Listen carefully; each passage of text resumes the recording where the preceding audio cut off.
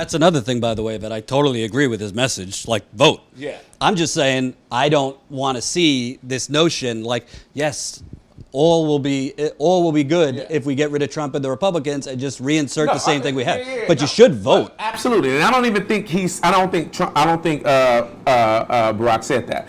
But I would say I think this is why we need to understand how imperative it is to vote in midterms. How imperative it is to vote in primaries. These things are imperative to get the candidates that we want to then back and support, whoever those candidates may be. Like, these things are imperative for us to do. But a majority, I think, I would probably say the past 30, 40 years, 50 years, maybe the existence of this country, where the only people that voted in primaries were older people. The people that voted in local elections were older people. Especially in midterm primaries. The majority of people that vote in midterm primaries, probably up until this year, is older voters. Exactly. Young people rarely vote in midterm elections. I think that's going to change in November. Yeah, I think, no, it absolutely will change, but we don't want it to just be a moment. Like, this needs to be just part of how we interact and act during election season. We have to be involved in all those things because what Trump said yesterday. Like, if I am impeached, it's your fault because you didn't vote. And I understand it was arrogant, but there's some truth in that. You know what I'm saying? For his base, if they lose the House, it's those people. It's their fault for not, getting people together to vote. And so I say that to say that it's, our fault that Trump is in the White House, regardless of how I feel like Trump was made, and Obama pointed out, like, Trump is only a symptom of something that's happened for years, and I agree with that. It's like Trump isn't the problem. It's something that was triggered, I think, by a lot of things. When who went against was it Mitch McConnell? No, who went against Bill Clinton to impeach him? What was the guy's name? Ken Starr? No. Newt Gingrich? Newt Gingrich. It started with Newt Gingrich, escalated with John McCain and Sarah Palin. Like, that energy, that disdain, that birtherism, like all those things. It started there with all this hyperbole and all these lies and all these conspiracies to kind of gather up people's emotions. Ty didn't do his homework. I didn't do my Endo homework. says Ty didn't do his homework. About what? About what, Endo? Tell me. But I say that to say that it will be our fault again, just like it is now, if we don't do what we need to do. And we have to pay attention. We can't sit nilly-willy. We can't be indifferent. Yeah. I mean, voting matters. And if not anything else, that people actually gave their lives, not for them to vote, but for their children and grandchildren, and not have to go through what they went through to be able to vote. See, to me, we're in agreement. Everyone should vote, even if you don't vote for the establishment. Like, you could vote third party if you want. I think people should vote their conscience. I don't know where this idea came that the Democratic Party is owed your vote.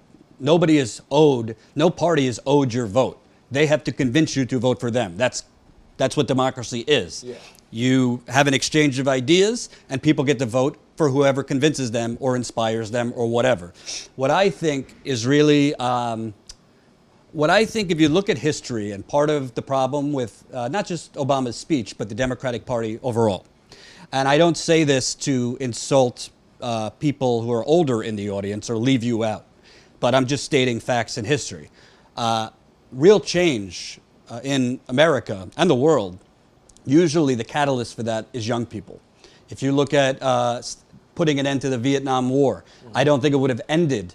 We're in Afghanistan for 20 years. I think we would have been in Vietnam maybe into the 1980s, if not for the riots and the protests you started seeing in the late 60s. Look at the bus rides. The bus rides started from college students. That's what started the whole civil rights movement. Right. No, it all comes from young energy. It does. And I think that you have to look at today's... They understand too, like people understand when people get a certain age, they become cynical. Yeah. They become uninspired. They're not going to do it. It's going to always be the energy of young people to not just be the change, but to even inspire older people to get out to do the things that need to be done. By the way, that's not to say that older people aren't part of the equation, because I saw plenty of senior citizens at Bernie events and protests, and I still see them. So it's not to say you're not part of the equation. My point is, the only way, in my view, that you are actually going to defeat the Republican Party, the only way you're actually going to defeat someone like Trump, but most importantly, the only way you're not, more importantly than defeating the Republican Party, more importantly than defeating Trump, the only way you're actually going to get progressive change in this country is if you sell the majority of young people to vote for you. The Democratic Party did not do that in 2016, and I don't think they're doing it today, because Obama's speech, although there's a lot of things I agreed with, and the Democratic Party platform right now will not sell the majority of the progressive movement. Why? The Democratic Party, think of their message. They railed against Republicans, right? 90% of Americans support background checks for gun control. 90% of Americans support background checks. Well, 85% of the Democratic Party now supports Medicare for all. 70% of America, every party, now supports Medicare for all. Isn't that a little contradiction? Yeah. So if it's about background checks, which doesn't affect your donors, because they don't get money from the NRA, most Democrats, then we're populists and we say we need to listen to the majority. But when it's about Medicare for all the people, which does affect your donors because you take a lot of money from Big Pharma. Yep. By the way, they take a lot of money from Wall Street, and Wall Street is heavily invested in pharmaceuticals. Then, nothing to see here. It's too soon. It's not pragmatic. As Hillary Clinton waved around, it will never happen. Yeah. That is the problem with the Democratic Party. They are not overall listening to the majority of, forget overall the American people, the majority of the Democratic Party. It's not just Medicare for all. There's other issues, and by the way, a lot of people, and I had to try to straighten them out, after Bernie endorsed Hillary, said Bernie's sold out. None of this would have been possible. None of the progressive explosion you're seeing right now would have been possible without Bernie Sanders. Period, point blank. And he talked about it too, because not even when I think he was down a few before he started surging over Hillary, he was like, my intention is to get this message out. My intention is to change the political discourse. This needs to be part of the conversation. Like, that's a huge thing. That's so huge. He deserves all the credit in the world, because without that, we would be talking about something else. Right. You know what I'm saying? This wouldn't even be on the table. It would be something that we still thought couldn't be accomplished. Trump said in response to Obama's speech, I fell asleep. That's funny. But he's an asshole. He's so petty, dog. Like, he needs the petty award of the year. He's petty than a mug. But I guess what I was saying is, the bottom line is this. You cannot, if the message today is, we agree on the message to vote, so put that aside. Mm-hmm. If the message today is vote for the Democratic Party because Trump is a unique threat, Trump is a unique abnormality, they're going to lose. They're going to lose. Because you want to know why I know? I probably met and interviewed in the past 3 years 4,000 to 5,000 people, majority of them young people. I could tell you, majority of those young people I met are not, their mindset is not unmoved from 2016. They're not going to just vote for an establishment Democrat to get rid of the Republicans in Congress or to get rid of Trump in 2020. You have to inspire young people. Yeah. And the Democratic Party has not made the fundamental choice. Do we want to move away from the old way of doing things, which started in the 1970s and has gone till today, which is basically offering platitudes while cashing checks? Remember, I think over 50% of congressmen's week is spent at call centers dialing for dollars. Yeah. So you either are going to make a choice to move away from basically being servants for your donors and to actually represent the will of the people, which is Medicare for all, Ending public college tuition is polling very well now.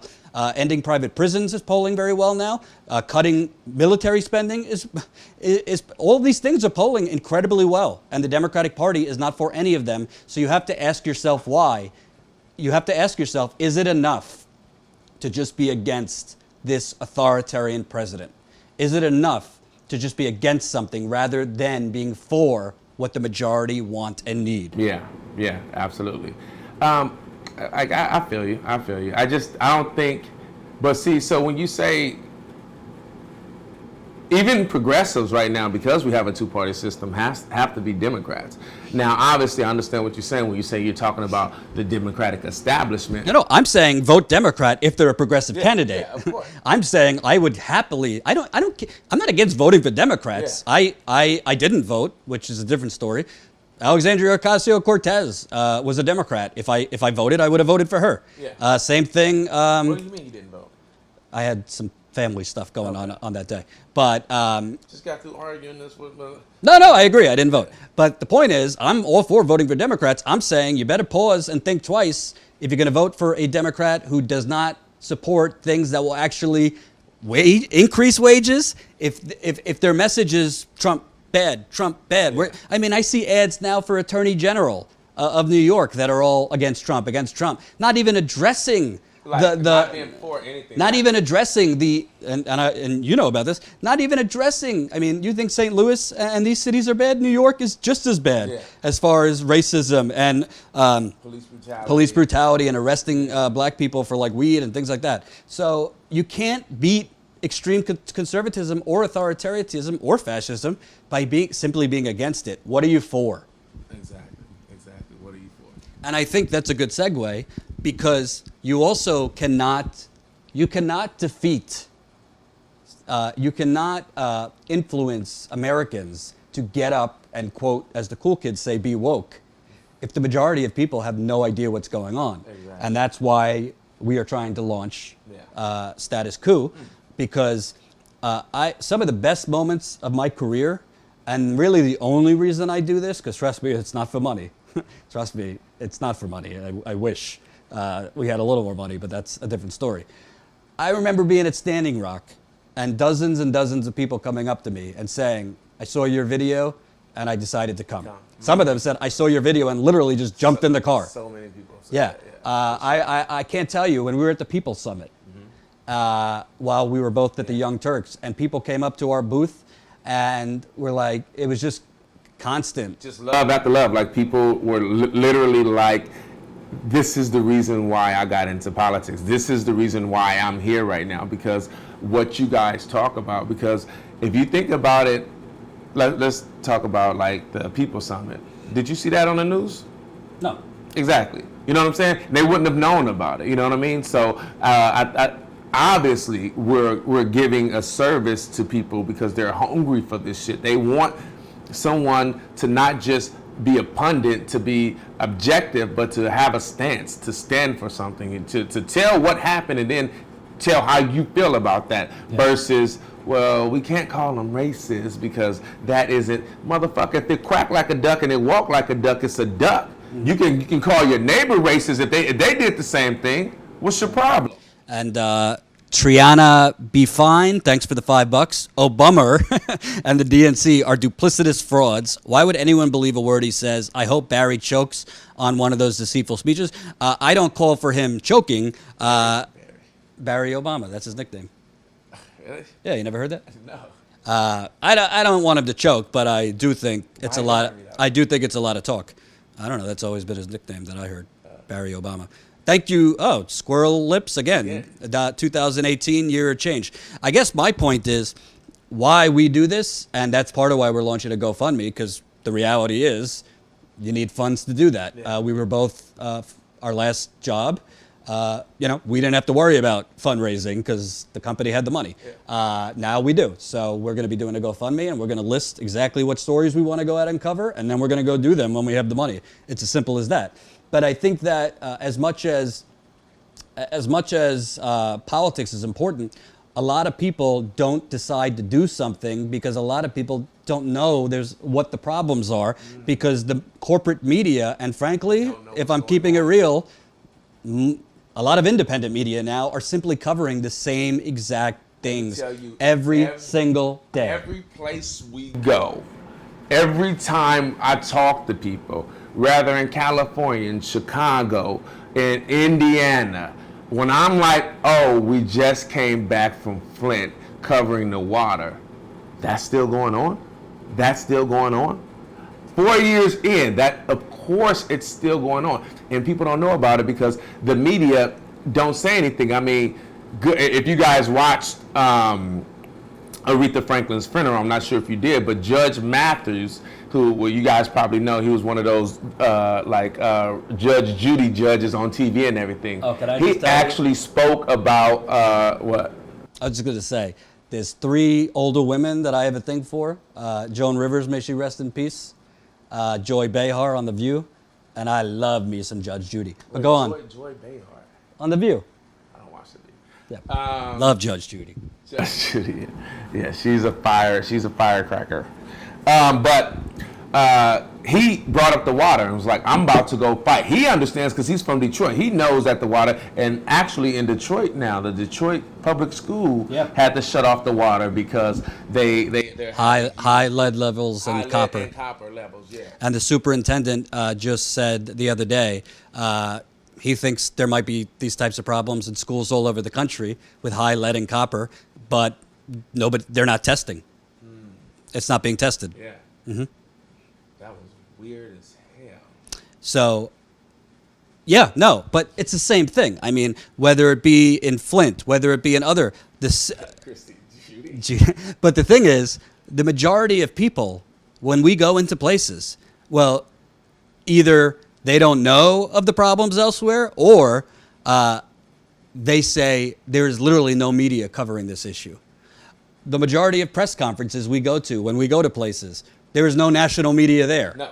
There's like that the day that the Flint town hall where 6 residents got arrested, which became a major story. I think we got like 200,000 views on it or something. No Literally, national media. there was no Just national local media, and the local press media is like in the back taking twiddling their shots. thumbs. So the thing is, it's kind of like what did that Keanu Reeves said it in that cheesy baseball movie where he was the coach of the inner city baseball team, Hardball. Okay. He said, life's half just showing up. I agree. Oh. Half of life is just showing up. Okay, you and said that completely back. and we want to show up, but we need your help. Because I think the days, it's not a popular marketing slogan, but I always keep it real. The days of free media, the days of real journalism being free are over. Yeah. I'm sorry to tell you. If you want real journalism, you have to figure out in your life, what are your priorities? If you got an extra, so if you have $10 to $20 that you allot to, let's say, Starbucks every month, or you allot to whatever it is you allot that's your luxury or whatever, maybe you could chip away $5 a month to real journalism, real in the field journalism. Yeah. I'm not just talking about sitting in, our not so. We don't need funds to sit and talk in front of a camera. You can do that easily with a camera. We're talking about being on the ground, because that's when you separate the truth from the lies. You know what I'm saying?